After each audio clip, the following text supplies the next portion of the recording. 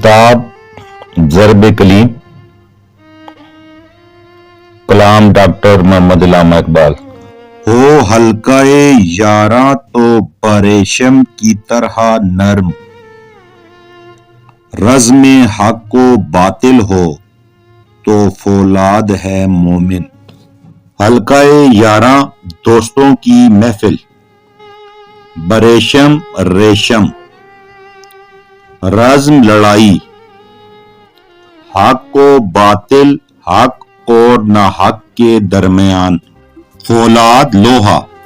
اس کی مختصر تشریح کچھ اس طرح ہوگی کہ مومن کی دنیا کی پہچان یہ ہے کہ وہ اپنے مسلمان بھائیوں یعنی مومن دوستوں کے درمیان ہوگا تو انتہائی نرم خو، ملائم، اخوت اور بھائی چارے کی فضا میں بھرا ہوا رواداری، مروت اور ہمدردی ہی اس کا شیوا ہوگا۔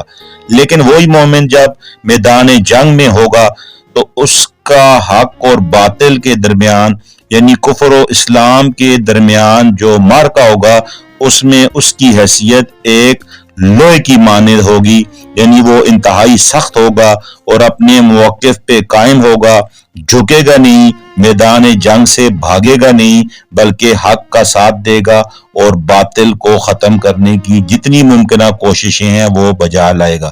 اللہ پاک آپ کا، میرا، ہم سب کا حامی و ناصر ہو۔ والسلام۔